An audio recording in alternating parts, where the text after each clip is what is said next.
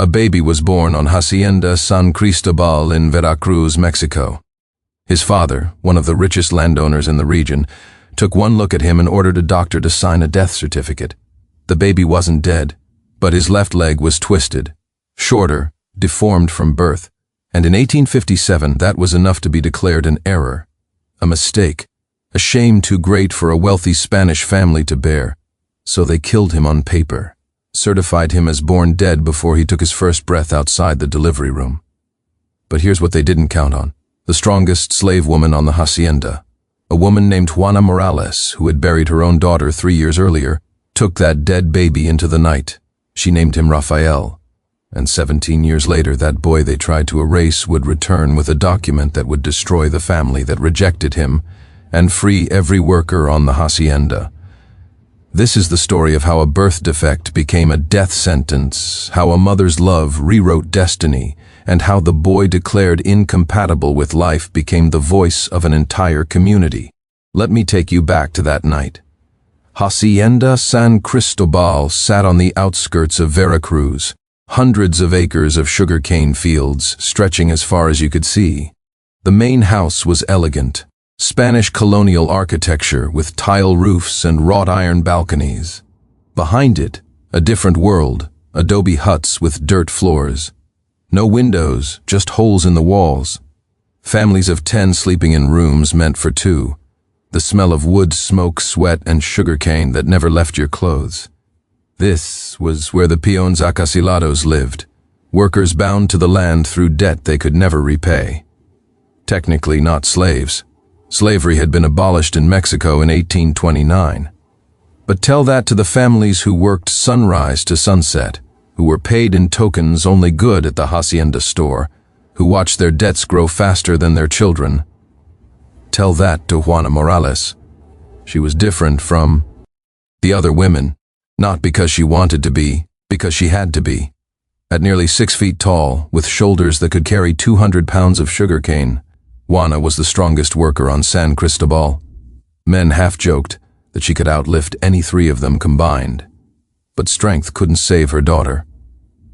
3 years earlier, Juana had given birth to a baby girl, Maria, fathered by the foreman in a rape no one would ever acknowledge, let alone punish. Maria lived 15 days, died of fever in Juana's arms, while the hacienda doctor was busy treating a landowner's sick horse.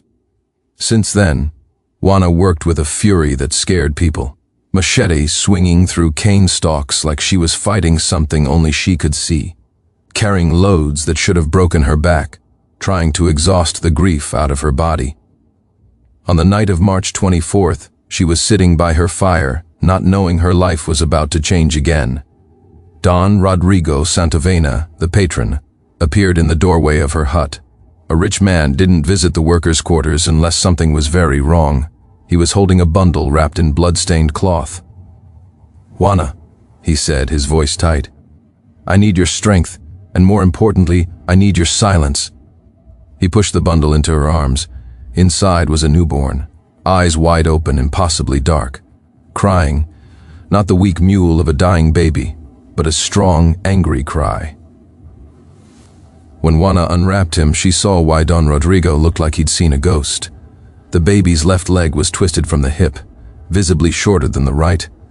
The foot turned inward at an unnatural angle, a birth defect.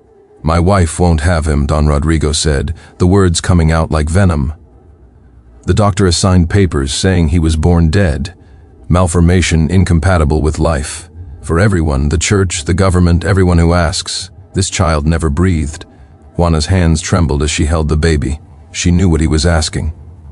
"If you tell anyone whose blood he carries," Don Rodrigo continued, "I'll have you both killed, buried so deep no one will ever find the bodies. But if you raise him quietly, far from my family, I'll pay you. Every month. Enough to keep him fed." He didn't wait for an answer. He turned and walked back toward the big house, his boots leaving prints in the mud that the rain would wash away by morning. Juana looked down at the baby. His eyes locked onto hers, and she felt something crack open in her chest, the same place Maria had left empty. "Rafael," she whispered. "I'll call you Rafael, like the healing angel, because you're going to need every bit of heaven's help to survive." The first years were brutal. Juana worked the fields from dawn until dark, Rafael tied to her back in a rebozo. She'd feel his small body bounce with every swing of the machete, every sack of cane she carried. At night, she'd massage his twisted leg with warm oil and herbs from the curandera, knowing it wouldn't fix the bone, but hoping it would ease his pain. The other workers whispered, "Where did the baby come from?" Juana's story was simple. A worker died of fever, left the baby. No one else would take him. I already lost one child. I wasn't going to let another die. It was close enough to the truth that people stopped asking. By age 2, Rafael was trying to walk, falling, over and over. His good leg would hold, but the twisted one would buckle. He'd crash face first into the dirt floor, split his lip, cry, and then grab onto the bed frame and try again. "You're going to break yourself, mijo," Juana would say, rushing to catch him. But Rafael's eyes held something she'd never seen in a child so young, determination that looked like rage. "I want to walk like the other children," he'd gasp between attempts. "I want to run." One night, Juana couldn't sleep. She stared at the ceiling, listening to Rafael's breathing, and made a decision. She went to the hacienda carpenter, an old man named Ernesto, and asked for wood. Scraps. For 3 nights she carved, 2 sticks, thick as a child's wrist, padded at the top with rags, shaped to fit under tiny arms, crutches. When she brought them to Rafael, his face lit up like she'd given him wings. "These are your legs now," she said, her voice breaking.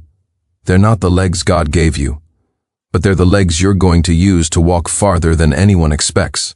Rafael took his first steps on those crutches at age 2, fell 100 times that first day, got back up 101.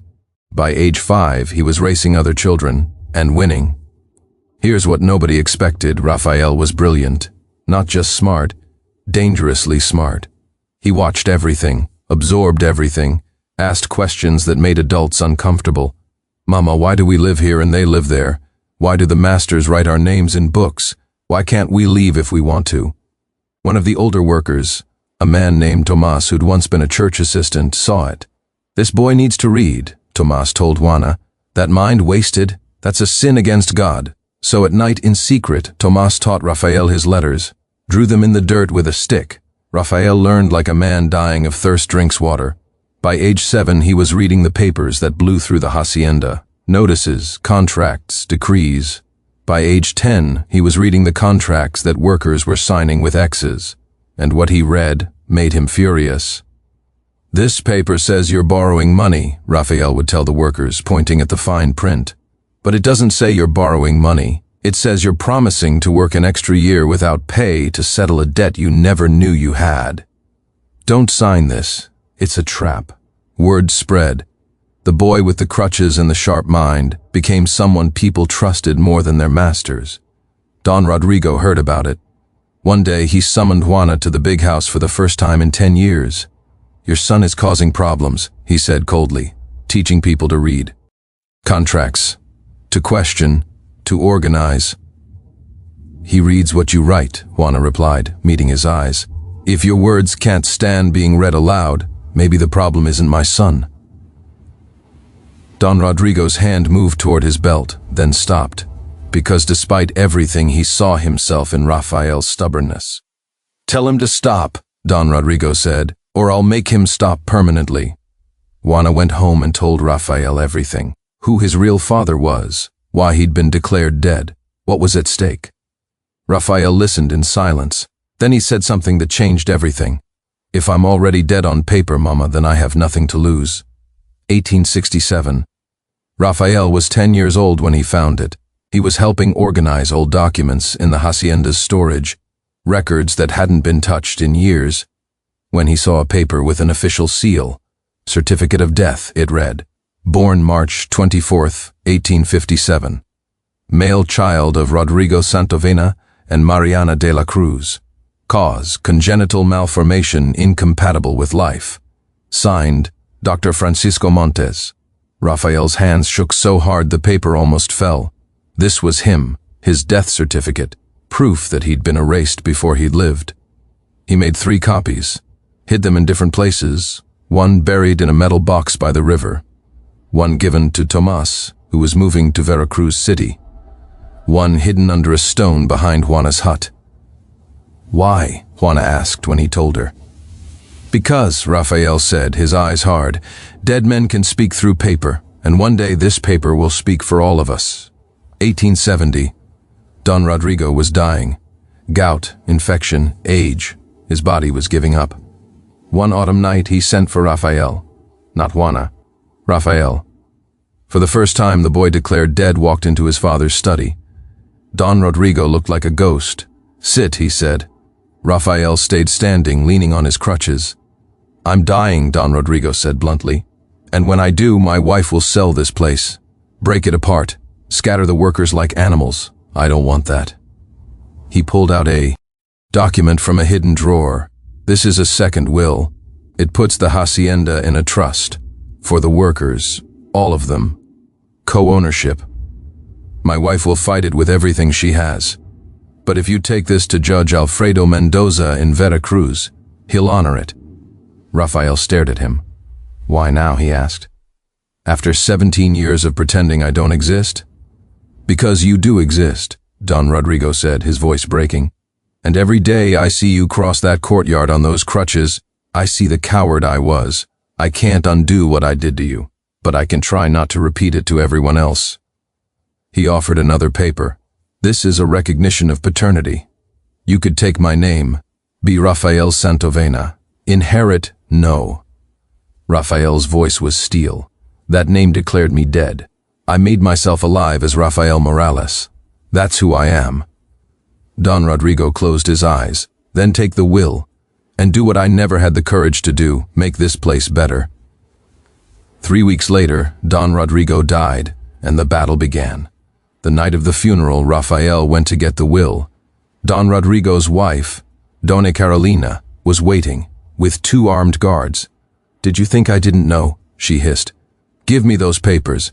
Rafael grabbed the only weapon he had, a lit oil lamp, and threw it at the bookshelves. Fire exploded. He jumped out the window, 2 stories, crashed through a canvas awning below, protecting the papers against his chest.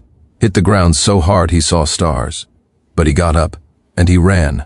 If you can call dragging yourself on crutches through mud at midnight running. Juana was waiting at their hut. "We have to go." Now.